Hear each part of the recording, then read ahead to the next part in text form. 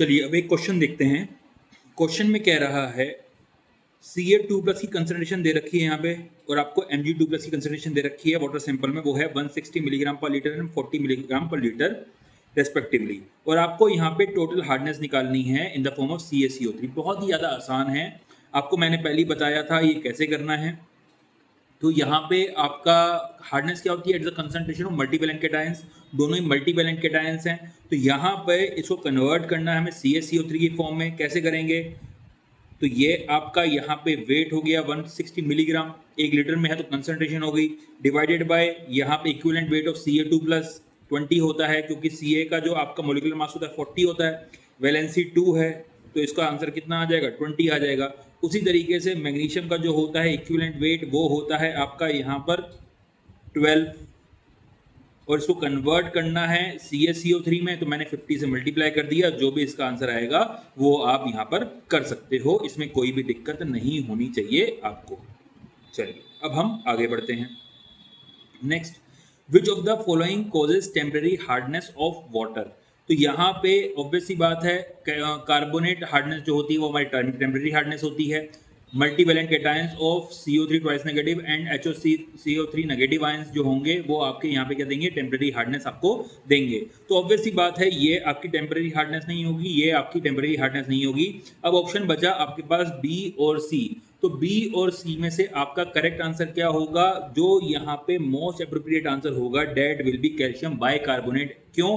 क्योंकि आपको मैंने बताया था कि आपका जो CaCO3 होता है ये प्रेसिपिटेट फॉर्म में होता है।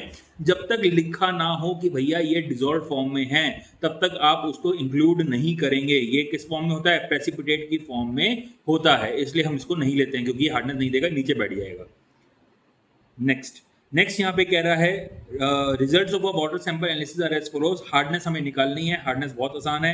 कंसंट्रेशन दे रखी है, इक्विवेलेंट वेट दे रखा है, बहुत ज़्यादा आसान है। कैल्शियम दे रखा है 55, उसका इक्विवेलेंट वेट दे रखा है 20। मैग्नीशियम दे रखा है 10, इक्विवेलेंट वेट दे रखा है 12.2। तो यहाँ पे जस्ट आपको 50 से मल्टीप्लाई करना है, आपके पास आंसर आ जाएगा। तो आंसर इसका 179 है। गेट का क्वेश्चन मुझे पहले ही पता है इसका आंसर।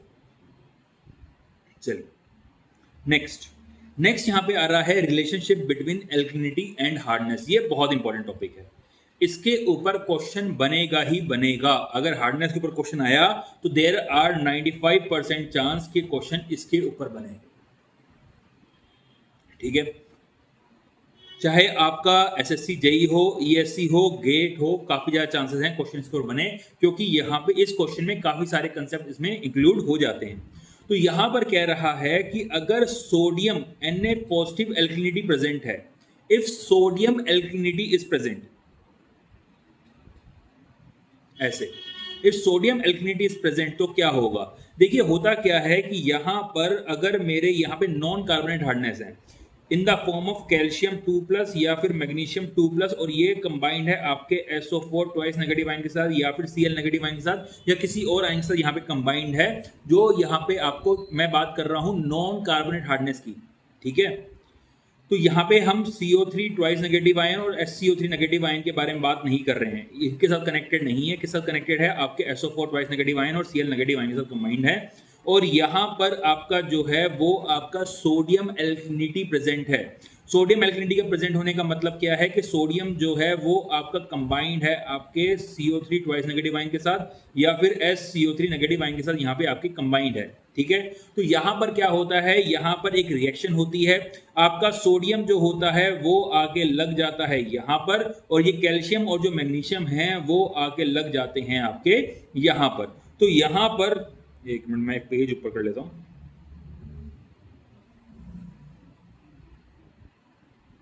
तो यहां पर क्या होता है? ये इस तरीके से आपके यहाँ पे रिएक्शन होती है। देयरफॉर यहाँ पर कंबाइन करके जो बनता है वो बन जाता है आपका सोडियम कंबाइन कर जाता है आपके SO4 ट्वाइस नेगेटिव आयन के साथ, Cl नेगेटिव आयन के साथ, और यहाँ पर आपका कैल्शियम और मैग्नीशियम जो है ये कंबाइन कर जाता है CO3 ट्वाइस नेगेटिव आयन के साथ और SCO3 नेगेटिव आयन के साथ। तो यहाँ पर आप साफ साफ देख सकते हैं, यहाँ पर साफ साफ देख सकते हैं जो भी आपकी नॉन कार्बोनेट हार्डनेस थी, ये क्या थी? ये आपकी नॉन कार्बोनेट हार्डनेस है। नॉन कार्बोनेट हार्डनेस थी वो आपकी कन्वर्ट हो गई है किसमें? आपकी कार्बोनेट हार्डनेस में। और यहाँ पे आपको यहाँ पे साफ साफ पता है सोडियम जो लग गया है वो SO4 ट्वाइस नेगेटिव आयन के साथ और NaCl के साथ Cl नेगेटिव आयन के साथ लग गया है। तो ये दोनों क्या करते हैं, ये आपको एल्कलिनिटी नहीं देते हैं और सोडियम जो है वो आपको हार्डनेस नहीं देता है। सोडियम, अगर सोडियम की कंसंट्रेशन दे रखी है और वहां पे एक टर्म दे रखा हो सूडो हार्डनेस, सूडो हार्डनेस, झूठी हार्डनेस, ठीक है, तो उसमें हम लेंगे सोडियम पॉजिटिव आयन की कंसंट्रेशन। झूठी हार्डनेस, सूडो हार्डनेस मतलब झूठी हार्डनेस, ठीक है। तो सोडियम आपकी कोई हार्डनेस नहीं देता है, बस उसको एक नाम टर्म दे दिया है सूडो हार्डनेस। चलिए, तो यहां पर क्या होता है, अगर मैं स्टेटमेंट लिख रहा हूं, if sodium alkalinity is present,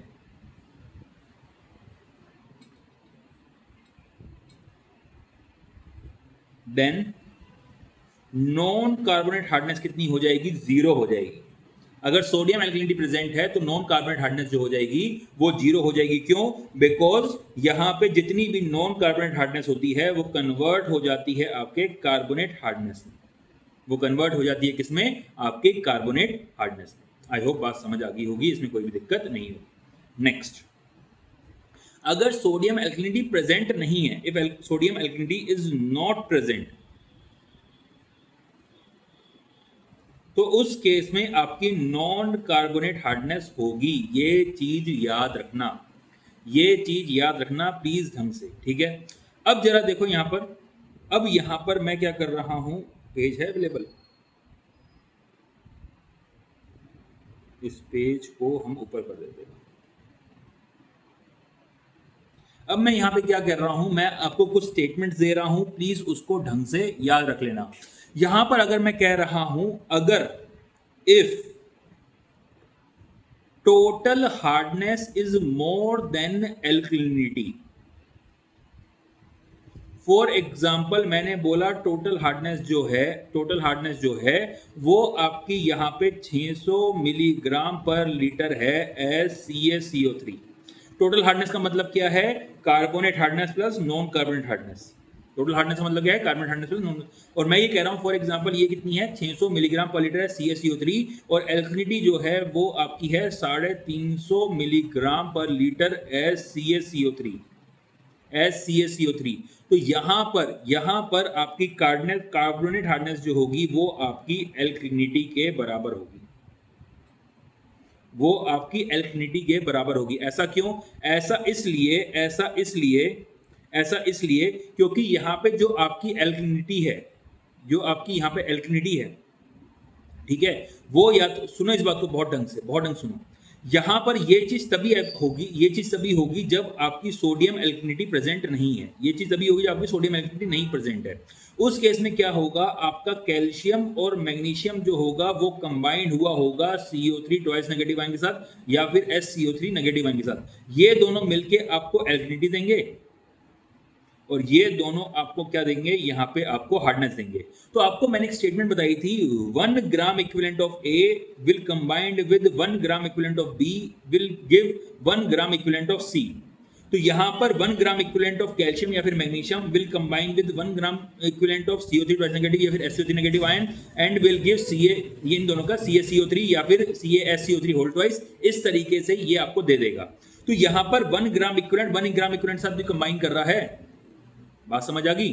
तो यहां पर अगर मैं कह रहा हूं 1 ग्राम इक्विवेलेंट ऑफ कैल्शियम, ये किसके बराबर होगा, इसको सिंपली कन्वर्ट कर दो CaCO3 की फॉर्म में, तो 1 into 50 that will be equal to 50 gram of CaCO3। उसी तरीके से 1 gram equivalent of CO3 twice negative ion, ठीक है, इसको अगर कन्वर्ट करना है CaCO3 में तो सिंपली क्या करना होगा, 1 ग्राम इक्विवेलेंट को मल्टीप्लाई करना होगा 50 से, तो CaCO3 की फॉर्म में आ जाएगा। समझ आ गई बात? आई होप बात समझ आ गई होगी। तो यहां पर उस केस में, यहां पर ये सब चीजें बुक्स में नहीं लिखी हैं, वहां पर डायरेक्टली लिखा हुआ है, तो आपको मैं सब समझा दे रहा हूं, ये चीज सब आती कहां से है। तो यहां पर उस केस में क्या होगा, कार्बोनेट हार्डनेस जो होगी वो आपकी एल्कलिनिटी के बराबर होगी, और आपकी नॉन कार्बोनेट हार्डनेस क्या होगी, it will be equal to total hardness minus carbonate hardness, और कार्बोनेट हार्डनेस जो है वो आपकी एल्कलिनिटी के बराबर है। तो टोटल यहाँ पे क्या हो जाएगा, non carbonate hardness will be equal to total hardness minus alkalinity, LINIT, ये किसके बराबर हो जाएगी? Alkalinity, total hardness minus alkalinity के बराबर ये चीज हो जाएगी। आई होप कंसेप्ट क्लियर हो गया होगा, इसमें कोई भी दिक्कत नहीं होगी आपको। चलिए अब आगे बढ़ते हैं। तो यहां पर अगर उल्टा हो जाए, if total hardness is less than alkalinity, ये तभी होगा जब आपकी सोडियम एल्कलिनिटी भी प्रेजेंट हो, if sodium alkalinity is present. ऐसा क्यों? ऐसा इसलिए, अभी जैसे मैंने आपको समझाया था कि यहाँ पे CaCO3 या CaHCO3 है, CaHCO3 होल ट्वाइस है फॉर एग्जाम्पल। तो यहाँ पे 1 gram equivalent of calcium will combine with 1 gram equivalent of SCO3 negative ion to give 1 gram equivalent of CaHCO3 whole twice.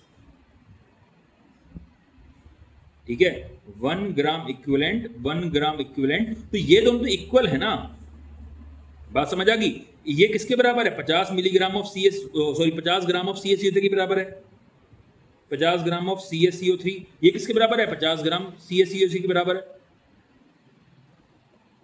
बात समझ आ गई? अब मैं कह रहा हूं कि भैया यहाँ पे एल्कलिनिटी जो है वो आपकी क्या है? हार्डनेस से भी ज्यादा है। इसका मतलब ये है कि कुछ आयंस सोडियम के साथ भी तो लगे होंगे, कुछ आयंस जो होंगे वो सोडियम के साथ भी लगे होंगे, तभी आपकी यहाँ पे इसकी कंसंट्रेशन जो थी वो आपकी कैल्शियम मैग्नीशियम से ज्यादा आ रही है। समझ आ गई बात? तो उस केस में नॉन कार्बोनेट हार्डनेस क्या होगी? नॉन कार्बोनेट हार्डनेस 0 हो जाएगी। आपकी यहां पर कार्बोनेट हार्डनेस जो होगी that will be equal to total hardness, यहां पर होगी। तो सिंपल सी चीज है, आपको क्या याद रखना है कि यहां पर आपकी जो कार्बोनेट हार्डनेस होगी it will be equal to minimum of total hardness and alkalinity. इन दोनों में जो मिनिमम वैल्यू होगी उसके बराबर मेरी क्या होगी? कार्बोनेट हार्डनेस यहां पर होगी। इसमें कोई भी दिक्कत नहीं होनी चाहिए आपको। आई होप बात समझ आ गई होगी, कोई ऐसा बड़ी टॉपिक नहीं है। चलिए, तो यहां पर क्वेश्चन है, if total hardness and alkalinity of water sample are 150 milligram per litre as CaCO3 and 230 milligram per litre as CaCO3 respectively, तो हमारी यहाँ पे टोटल हार्डनेस जो दे रखी है वो दे रखी है 150 और एल्कलिनिटी जो दे रखी है वो दे रखी है 230 milligram per litre as CaCO3. Then what are the values of carbonate and non-carbonate hardness? What is the values of carbonate and non-carbonate hardness? तो यहाँ पर क्या है आपकी, यहाँ पे alkalinity जो है it is more than total hardness। तो यहाँ पे दोनों में से मिनिमम क्या है? This value is minimum। सो यहाँ पर आपकी टोटल हार्डनेस कम है, तो टोटल हार्डनेस कम होगी तो ये किसके बराबर हो जाएगी? ये आपकी कार्बन हार्डनेस के बराबर हो जाएगी। और आपकी नॉन कार्बन हार्डनेस कितनी हो जाएगी? 0। देयरफॉर द आंसर इज 0 0 0 यहाँ पर है, कार्बन 150 और नॉन कार्बन आपकी यहाँ पर 0 हो जाएगी। समझ आ गई बात? आई होप बात समझ आ गई होगी। चलिए नेक्स्ट। अरे कुछ और क्वेश्चन थे यार इसमें, क्वेश्चंस रखे थे मैंने। अच्छा हाँ, वो तो हो तो गए। ठीक है तो यहाँ पे आपका हार्डनेस का टॉपिक खत्म होता है। हाँ, इसकी आपकी कंसंट्रेशन कितनी होनी चाहिए ये ऑलरेडी मैंने आपको बता दिया है। ये टेबल आपको दे रखी है हार्डनेस और इसकी कितनी होनी चाहिए। आपकी यहाँ पे जो परमिसिबल है, सॉरी एक्सेप्टेबल है, वो 200 और 200 है दोनों में, एल्कलिनिटी और हार्डनेस में। और आपकी जो यहाँ पे परमिसिबल है in case of absence of alternate source वो कितनी है? 600 मिलीग्राम पर लीटर दोनों ही केस में। तो ये चीज यहाँ पर हो जाती है। नेक्स्ट यहाँ पर अब क्या आ रहे हैं? मिसलेनियस चीजें आ रही हैं, उसके बारे में हम यहाँ पे पढ़ेंगे। तो यहाँ पे सबसे पहले आपका आता है नाइट्रोजन। चलो नाइट्रोजन पढ़ाऊं, फ्लोराइड्स हो जाएगा। ठीक है, अब यहाँ पे हम बात कर रहे हैं हमारे नाइट्रोजन कंटेंट के बारे में।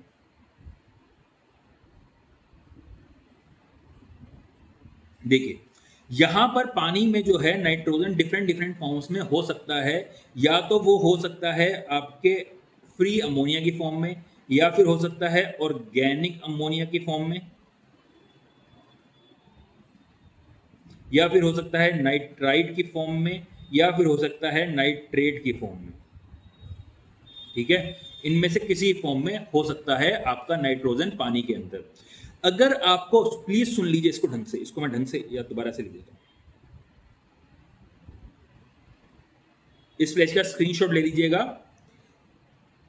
अगर आपको यहां पे ammonia, free ammonia, organic ammonia, nitrite और नाइट्रेट, अगर आपको पानी के अंदर फ्री अमोनिया मिल रहा है, फ्री अमोनिया मिल रहा है, फ्री अमोनिया कैसे मिल रहा है? हम क्या करते हैं, हमारा यहाँ पे पानी लेते हैं, ठीक है, इसको हम हीटअप कर देते हैं, इसको हम हीटअप कर दे रहे हैं, और यहाँ से जो गैस निकल रही है उसको हम कलेक्ट करते हैं, और उसको, उसमें हम देखते हैं हमारा अमोनिया निकल रहा है या नहीं निकल रहा है।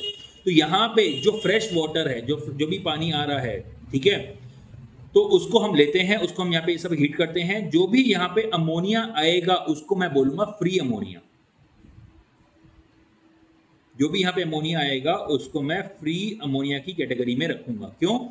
यहाँ पे ध्यान रखिएगा, यहाँ पे ये जो अमोनिया है ये बहुत आसानी से निकल गया है यहाँ पर, ठीक है, ये कहीं कंबाइंड नहीं है किसी साथ। तो यहाँ पर जो फ्री अमोनिया है, ये जो फ्री अमोनिया है ये रिप्रेजेंट करता है, ये रिप्रेजेंट करता है आपका रीसेंट पोल्यूशन, कि पानी के अंदर अभी नई नई गंदगी आई है, ठीक है। और सुनिए इस बात को, देयर आर हाई चांसेस ये जो अमोनिया आ रहा है पानी में, वो कोई ना कोई यहाँ पे ऑर्गेनिक मैटर डाला गया है, क्योंकि मेरे अंदर प्रोटीन्स हैं, ठीक है, मेरे अंदर प्रोटीन्स हैं, प्लांट्स में प्रोटीन्स हैं, तो देयर आर हाई चांसेस जो इसकी यहाँ पे क्या बोलते हैं, इसके अंदर जो पोल्यूटेंट है वो आपका ऑर्गेनिक नेचर का है। वो कौन से नेचर का है? ऑर्गेनिक नेचर का है।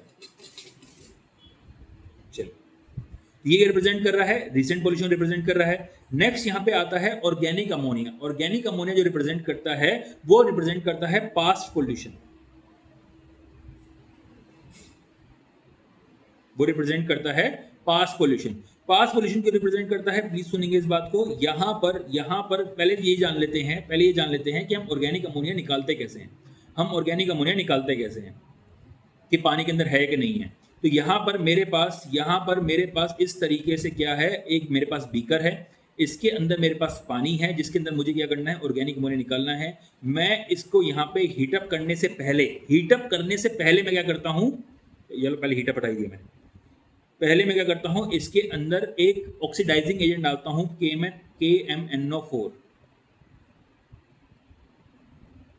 KMnO4 मैं इसके अंदर डालता हूँ। वो क्या करता है, मेरे ऑर्गेनिक मैटर को ऑक्सीडाइज कर देता है, समझ आ गई बात? प्लीज सुनिए इस बात को। ये पास पोल्यूशन क्यों रिप्रेजेंट कर रहा था? क्योंकि अभी यहाँ पे जो इसके जो नाइट्रोजन था वो कंबाइंड फॉर्म में है, समझ आ गई बात? कि मेरे माइक्रोब्स ने उसका अभी क्या किया है, उसके ऊपर अभी उसका डिकम्पोजिशन स्टार्ट नहीं किया, ये समझ लो। अगर डिकम्पोजिशन स्टार्ट कर देते तो यहाँ पे उसको क्या कर देते, स्टेबल कंपाउंड में कन्वर्ट कर देते। अभी उसका डिकम्पोजिशन स्टार्ट नहीं हुआ है। आई होप बात समझ आ गई होगी। तो यहाँ पर हम KMnO4 डालते हैं, जो यहाँ पे ऑर्गेनिक मैटर को ऑक्सीडाइज कर देता है। जब ऑक्सीडाइजेशन हो जाता है उसके बाद मैं क्या करता हूँ, इसको हीटअप करता हूँ, और जो यहाँ से गैसेज निकलती हैं उसको मैं कलेक्ट करता हूँ, और यहाँ पे जो अमोनिया आ रही है, अब जो अमोनिया यहाँ पे आ रही है उसको मैं क्या बोलता हूँ, ऑर्गेनिक अमोनिया बोलता हूँ, ठीक है, ऑर्गेनिक अमोनिया मैं उसको बोलता हूँ, ऑर्गेनिक अमोनिया बोलता हूँ। अब सुनिए इस बात को, तो पहले क्या था, पहले हमने क्या किया, मैं यहाँ पर एक पेज ऐड कर देता हूँ। तो पहले हमने क्या किया, फ्री अमोनिया के लिए क्या किया, हमारे पास यहाँ पर बीकर था, बीकर को मैंने हीटअप किया, यहाँ से जो गैस निकली अमोनिया उसको मैंने बोल दिया फ्री अमोनिया। फिर मैंने क्या किया, यहाँ पे पानी लिया, सुनिए इस बात को बहुत ढंग से, यहाँ पे पानी लिया, कौन सा पानी, ये वाला पानी जिसको मैंने ऑलरेडी हीट कर दिया था, इसके अंदर मैंने KMnO4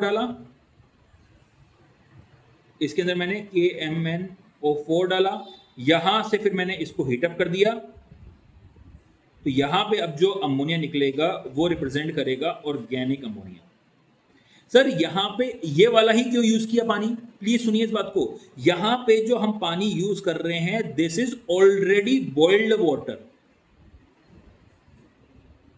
ऑलरेडी बॉइल्ड वाटर, ठीक है। हाँ, ऐसा क्यों कर रहे हैं? ऐसा इसलिए कर रहे हैं क्योंकि अगर मैंने उसको बॉयल नहीं किया होता तो उसमें से फ्री अमोनिया नहीं निकली होती, तो यहां पे जो अमोनिया निकल रही है वो क्या होती, वो यहां पे मेरे को इनकरेक्ट डाटा देती मेरे ऑर्गेनिक अमोनिया के बारे में, ज्यादा निकलती ना, जो तो खाली सिंपल बॉइलिंग पे निकल जा रही थी। सुनिए इस बात को, अगर मैं इसको हीटअप नहीं करता, अगर मैं इसको हीटअप नहीं करता और हीटअप करने से पहले ही मैं इसके अंदर KMnO4 डाल रहा हूं और यहां पे उसके बाद हीटअप कर रहा हूं, तो ये इसका क्या होगा, यहां से अमोनिया निकलेगी आपकी ऑर्गेनिक वाली और यहां से अमोनिया निकलेगी आपकी फ्री वाली। तो आप यहां पे एग्जैक्टली ये नहीं बता सकते हैं कि ऑर्गेनिक अमोनिया कितनी है और फ्री अमोनिया कितनी है मेरे पानी के अंदर, लेकिन इनके कॉम्बिनेशन को एक और नाम दिया गया है जल्डाल अमोनिया। कौन सा नाम दिया गया है? जल्डाल अमोनिया दिया गया है, क्योंकि यहाँ पे एक साइंटिस्ट है जल्डाल, उन्होंने इसके ऊपर बहुत ज्यादा टेस्ट किए थे, तो इसकी स्पेलिंग है KJELDAHL, जल्डाल अमोनिया इसको हम बोलते हैं। इनकी कॉम्बिनेशन फ्री अमोनिया प्लस क्या बोलते हैं इसको, ऑर्गेनिक अमोनिया इसको नाम देते हैं। चलिए, तो यहां पे क्या हो रहा है, फ्री अमोनिया जो हमें मिल रहा है वो कैसे मिल रहा है, सिंपली बॉइलिंग द वाटर। और ऑर्गेनिक हमें अमोनिया कैसे मिल रहा है, एडिंग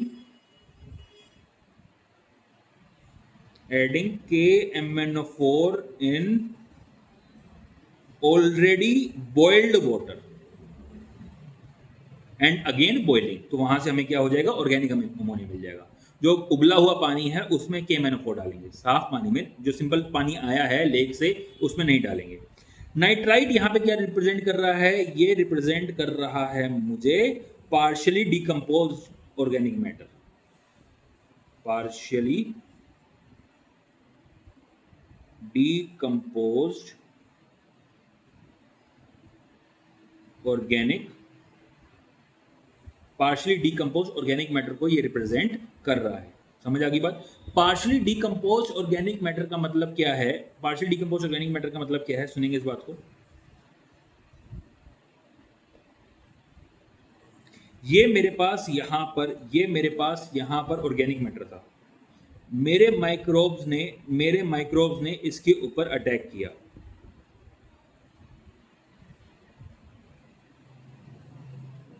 और इसको खाना शुरू किया। जैसे जैसे ये खाते जाएंगे इनकी पॉपुलेशन बढ़ती जाएगी, क्योंकि उनको फूड मिल रहा है, वो यहाँ पे क्या होंगे, रिप्रोड्यूस होते जाएंगे। उनको फूड मिल रहा है तो वो यहाँ पे क्या होंगे, रिप्रोड्यूस होते जाएंगे।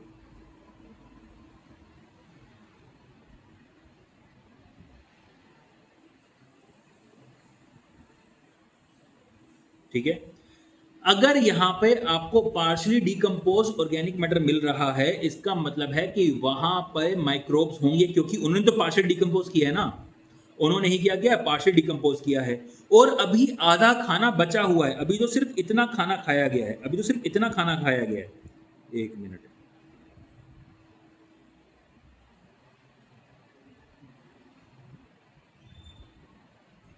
अभी तो सिर्फ इतना खाना खाया गया है, ठीक है, पहले इतना था, इतना खा लिया, बाकी बचा तो हुआ है। जो बचा हुआ है again it is a source of energy for the microbes, वो अभी और उसे खाएंगे और ज्यादा मल्टीप्लाई होंगे। तो जितना ज्यादा यहाँ पे ऑर्गेनिक मैटर होगा उतने ज्यादा ये मल्टीप्लाई होते जाएंगे। तो इसका मतलब है अगर पानी के अंदर नाइट्राइट्स है, तो यहाँ पे आपके 110% वहां पे क्या होंगे, माइक्रोब्स होंगे। वहां पे 110% क्या होंगे, माइक्रोब्स होंगे। तो पहले जब हमारे पास इतनी ज्यादा एडवांस टेक्नोलॉजी नहीं थी कि हम ये जान सकें पानी के अंदर माइक्रोब्स हैं या नहीं हैं और किस फॉर्म में हैं, तो उस समय हम क्या करते थे, हम नाइट्राइट का टेस्ट करते थे। हम ये जानने की कोशिश करते थे कि पानी के अंदर नाइट्राइट है या नहीं। अगर नाइट्राइट है तो ऑब्वियस सी बात है पार्शियल डिकम्पोज ऑर्गेनिक मैटर है उसके अंदर। या सिंपल हम नाइट्रोजन टेस्ट करते थे, क्योंकि नाइट्रोजन कहाँ से आ रही है, ऑर्गेनिक मैटर से ही आ रही है ना, क्योंकि मेरे अंदर प्रोटीन्स हैं, उसके नाइट्रोजन है, प्लांट के अंदर प्रोटीन्स हैं, जो भी ऑर्गेनिक मैटर है वहीं से आ रहा है ये। चलिए, तो यहां पर ये क्या कर रहा है, पार्शियल डिकम्पोज ऑर्गेनिक मैटर को रिप्रेजेंट कर रहा है। नाइट्रेट जो है, नाइट्रेट रिप्रेजेंट करता है फुली डिकम्पोज्ड ऑर्गेनिक मैटर। अगर पानी के अंदर नाइट्रेट मिल रहा है मेरे को, तो मेरे लिए ज्यादा बड़ा इशू नहीं है, मेरे लिए ज्यादा बड़ा इशू नहीं है। क्यों इशू नहीं है? वो इशू इसलिए नहीं है क्योंकि यहां पे जब ये ऑर्गेनिक मैटर खत्म हो जाएगा, जब ये ऑर्गेनिक मैटर खत्म हो जाएगा, तो ये माइक्रोब्स को एनर्जी कहां से मिलेगी? कहीं से नहीं मिलेगी। ठीक है, तो ये क्या करेंगे, धीरे धीरे मरना शुरू हो जाएंगे, ये खुद की सेल की एनर्जी यूज करेंगे। बात समझे? फॉर एग्जाम्पल, अगर आपको खाना मिलते जा रहा है, आप मोटे होते जाएंगे। मैंने खाना की सप्लाई बंद कर दी, तो आप अपना स्टोर्ड जो फैट होगा उसको कंज्यूम करेंगे, धीरे धीरे धीरे धीरे क्या होंगे, पतले होंगे। अगर एक टाइम के बाद आप खाना मिले ही ना, तो आप मर जाएंगे, एनर्जी मिलेगी नहीं आपकी बॉडी को सर्वाइव करने के लिए। तो सिमिलरली यहाँ पे भी क्या होगा, यहाँ पे जो माइक्रोब्स होंगे वो धीरे धीरे यहाँ पर क्या हो जाते हैं, मरना शुरू हो जाते हैं। तो अगर मेरे को पानी के नाइट्रेट्स मिल रहे हैं तो इतना बड़ा कोई इशू नहीं है मेरे लिए। ठीक है, लेकिन ये 110% इशू है छोटे बच्चों के लिए। नाइट्रेट जो है अगर पानी के अंदर मिल रहे हैं, ये 110% इशू है बच्चों के लिए। अगर यहाँ पे नाइट्रेट की जो कंसंट्रेशन है, अगर नाइट्रेट की कंसंट्रेशन हाई है, generally more than 45 milligram per litre से ज्यादा है पानी के अंदर, तो ये बहुत बड़ा इशू है छोटे छोटे बच्चों के लिए। क्यों? क्योंकि बच्चों के अंदर क्या होता है, अभी इंटेस्टाइन पूरी डेवलप नहीं हुई होती है। बच्चों के अंदर, हमारी बॉडी के अंदर इंटेस्टाइन होती है ना, देखो ये हमारा क्या है, पेट है, यहां से इंटेस्टाइन जाती है ऐसे।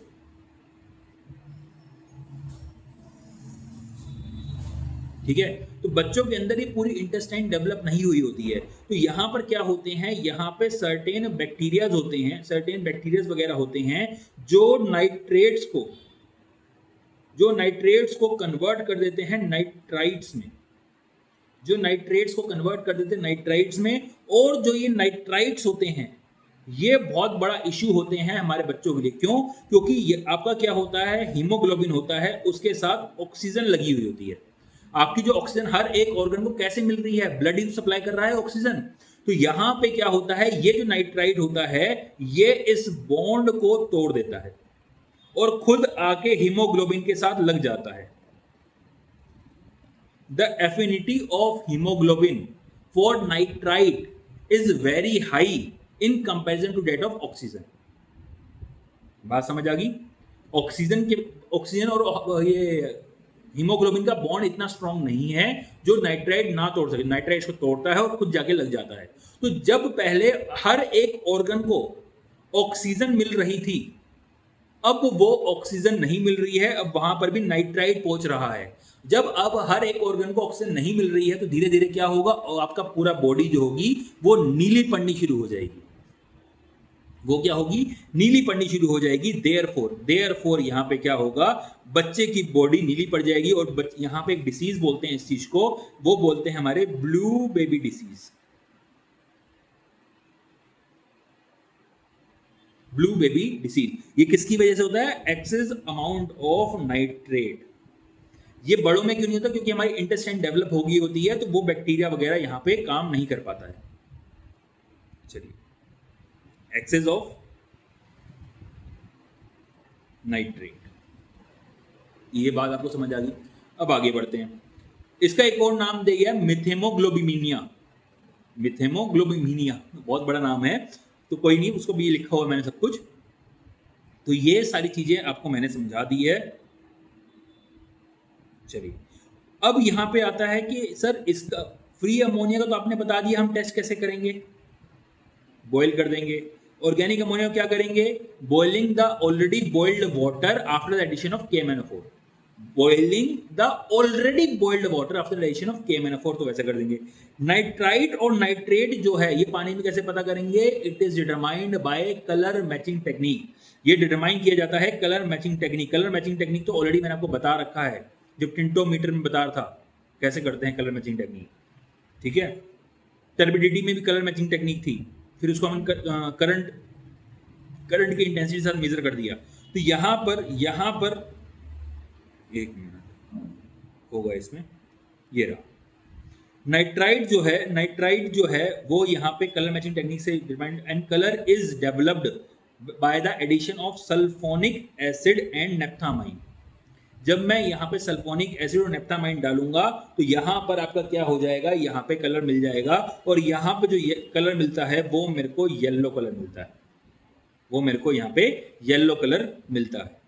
समझ आ गई बात। और नाइट्रेट कैसे पता चलूंगा, again by colour matching technique, और वो कब यहाँ पे कलर देगा, जब phenol disulphonic and potassium hydroxide, यहाँ पे phenol disulphonic and potassium hydroxide KOH है, और जब यहाँ पे ये मैं डालूंगा ये आपको क्या दे देंगे, यहाँ पे कलर प्रोड्यूस कर देंगे, ये यहाँ पे कलर प्रोड्यूस कर देंगे। आई होप ये कलर पिंक होता है, मेरे को भी एग्जैक्टली याद नहीं हो रहा, लेकिन एक बार नेट पे चेक कर लेना, मैं कुछ गलत यहाँ पे नहीं लिखना चाह रहा हूँ, एक बार नेट पे चेक कर लेना। तो ये कैसे होता है, फिनोल डाइसल्फोनिक एंड यहाँ पे पोटेशियम हाइड्रोक्साइड जब मैं डालता हूँ तो यहाँ पे कलर मेरे को मिल जाता है। नाइट्राइट और नाइट्रेट में कलर मैचिंग टेक्निक से पता करते हैं। तो ये सब चीज़ें ऑलरेडी यहाँ पे लिखी हुई हैं। तो यहाँ पे टोटल अमोनिया की कंसंट्रेशन कितनी हमारी अलाउड है, तो यहाँ पे टोटल अमोनिया जो as total ammonia as total ammonia, तो उसकी यहाँ पे जो कंसंट्रेशन हमें एक्सेप्टेबल है that is 0.5 milligram per litre, 0.5 milligram per litre. तो ये आपको दे रखी है। फ्री अमोनिया जो है वो आपकी 0.5 नहीं है, वो आपकी 0.15 मिलीग्राम पर लीटर है। ऑर्गेनिक अमोनिया जो है 0.3 मिलीग्राम पर लीटर है। नाइट्राइट जो है ये आपकी 0 होनी चाहिए, क्योंकि जरा सी भी हुई इसका मतलब है माइक्रोब्स हैं उसके अंदर। और नाइट्रेट जो है वो आपके 45 मिलीग्राम पर लीटर है। ये सारी चीज़ें यहाँ पर दे रखी होंगी। नाइट्रेट की कितनी है 45, नाइट्राइट की कितनी है 0। तो ये सारी चीज़ें यहाँ पर दे रखी हैं, ये आपको याद रखना है। चलिए नेक्स्ट यहाँ पे देखिए, एक यहाँ पे ग्राफ है जो यहाँ पे सुनिए इस बात को, जो यहाँ पे रिलेशनशिप बताता है between your ammonia and NH4 positive ion. सुनिए इस बात को बहुत ध्यान से। अगर पानी में बहुत ज़्यादा अमोनिया है, ठीक है, in the form of NH3, तो यहाँ पे वो पानी जो होगा वो एक्वेटिक लाइफ को पूरा खराब कर देगा। अमोनिया जो होगा वो आंखों में जलन मारता है, एक्वेटिक लाइफ वहाँ पे सर्वाइव नहीं कर पाई अगर बहुत ज़्यादा हाई अमोनिया है वहाँ पर तो, ठीक है। इसलिए हम देखते हैं कि कौन से pH पे हमारा जो है अमोनिया वो कन्वर्ट हो जाता है आपका NH4 पॉजिटिव में। तो यहाँ पे देखा गया है एट अ pH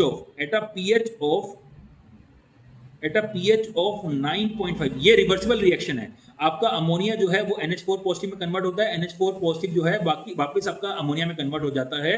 तो यहाँ पे एट अ pH ऑफ 9.5 दोनों की जो कंसंट्रेशन है वो आपको 50-50 मिलती है, half ammonia and half NH4 positive ion आपको मिलते हैं।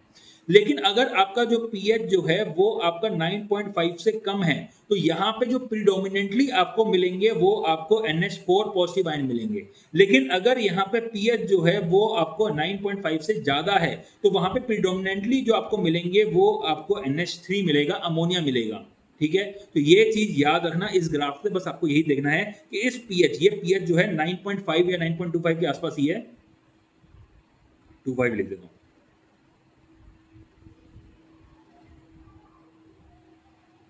ठीक है, उससे कम है pH तो प्रीडोमिनेंटली क्या है NH4, और उससे ज्यादा है तो यहां पे क्या होगा NH3 आपको मिलेगा। चलिए यही क्वेश्चन यहां पे है। Ammonia nitrogen is present in a given water as ammonium ion and ammonia if pH is the only deciding factor for the proportion of these two constituent, which of the following is statement is correct? तो यहाँ पे at pH 7 NH4 positive will be predominant, obvious ही बात है, सही है। at pH above 9.25 ये गलत है, उससे ज़्यादा होगा तो NH3 होंगे। at pH 7 दोनों क्या होंगे इक्वल, नहीं 9.25 पे होते हैं। at pH 9. ये भी गलत है, तो ऑप्शन डी जो है वो आपका करेक्ट ऑप्शन है। आई होप बात समझ आ गई होगी। चलिए नेक्स्ट यहाँ पे आता है आपका फॉस्फोरस। फॉस्फोरस क्या है, it is a prime pollutant of lake. आपको मैंने बताया था जरा सी भी अमाउंट में होगा तो यहाँ पे एल्गी ग्रोथ कर देगा, एल्गल बूम बोलते हैं। एल्गी ग्रोथ को, सडन एल्गी ग्रोथ को क्या बोलते हैं, एल्गल बूम। ये एक प्रॉब्लम कर देगा यूट्रोफिकेशन, यूट्रोफिकेशन क्या होता है आगे जाके बात करेंगे, अभी उसमें मैं नहीं घुस रहा हूं, लेकिन आपको समझ आनी चाहिए। बहुत ज्यादा एल्गी ग्रोथ हो जाए तो यूट्रोफिकेशन उसको हम बोलते हैं। तो फॉस्फोरस किसको लीड करता है? यूट्रोफिकेशन को लीड करता है।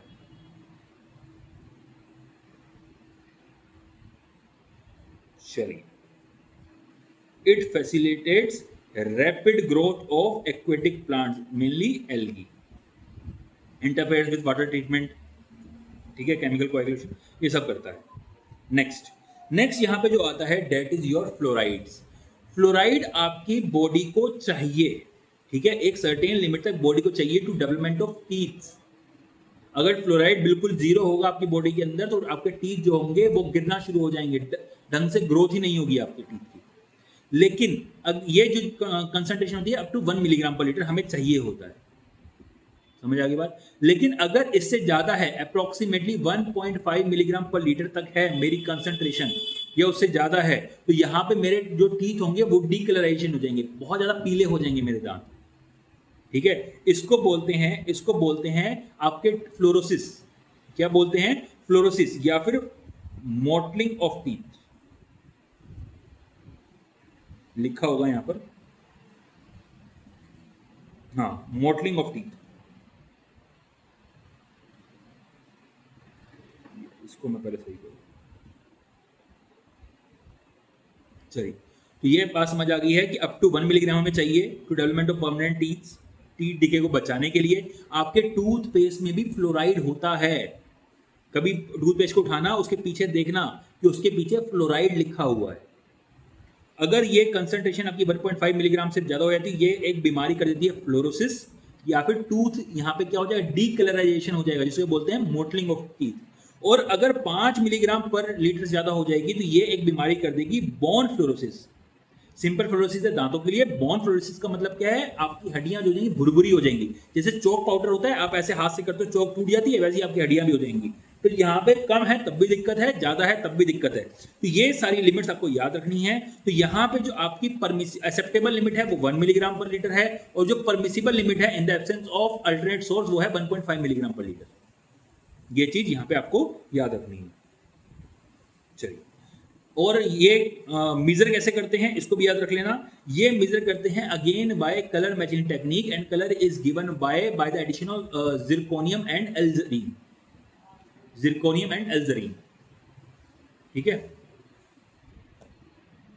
Zirconium, ZIRCONU, zirconium and alizarin, zirconium and alizarin. चलिए, ये चीज आपको मेरे ख्याल से समझ में आ गई है। नेक्स्ट यहां पर आपके, अभी इस मेटल के ऊपर मैं बाद में आऊंगा, इन मेटल्स के ऊपर मैं बाद में आऊंगा, ठीक है, क्योंकि इसमें काफी चीज समझानी है, इसमें काफी चीज लिखी नहीं है, वो मैं अगली बार स्लाइड लेके आऊंगा। चलिए, कुछ नहीं है ये। हाँ, यहाँ पे एक बहुत ही बेहतरीन क्वेश्चन बना है, एक बहुत ही बेहतरीन क्वेश्चन आया है। The solution contains HCl NaSCO3 negatives KOH H2SO4 CaOH hold wise, consider the following equation, ठीक है। इनमें से कौन सी सही इक्वेशन है ये आपको बतानी है कि एल्कलिनिटी जो है एल्कलिनिटी के लिए कौन सी इक्वेशन सही है। तो यहाँ पे नीचे चलते हैं, एक चलो पहले ऊपर चल लेते हैं, चलो पहले जहां से मैं चल रहा है, क्या दिक्कत है, क्योंकि ये फर्स्ट वाला ऑप्शन जो है वो करेक्ट है। क्यों करेक्ट है मैं समझाऊंगा। पहले इस इक्वेशन नंबर 3 को, पहले गलत वाले को समझ लेते हैं, उसके बाद मैं आपको करेक्ट वाला बताऊंगा। पहले एल्कलिनिटी यहाँ देखते हैं। यहाँ देखिए एल्कलिनिटी में क्या दे रखा है, आपकी सोडियम आयन की कंसंट्रेशन भी ले रखी है, कैल्शियम दे रखी है, पोटेशियम दे रखी है। तो ऑब्वियस सी बात है ये आपके मल्टीवैलेंट कैटायंस हैं, ये आपको एल्कलिनिटी नहीं देंगे, ये आपको हार्डनेस देते हैं। तो ये ऑप्शन गलत हो गया, ठीक है। चलिए, तो this option is wrong. Next यहाँ पे आता है एल्कलिनिटी जो है SCO3 negative ion, twice of CO3 twice negative ion, OH negative ion. यहाँ पे लास्ट में क्या है, आपके सल्फेट और क्लोराइड आयन भी दे रखे हैं। क्या ये सही है ऑप्शन? नहीं, गलत है। क्यों? क्योंकि ये आपको एल्कलिनिटी नहीं देते हैं, बता रखा है आपको, ये आपको एल्कलिनिटी नहीं देते। समझ आ गई बात। चलिए, अब बचे ऑप्शन ऑप्शन 1 और ऑप्शन 4।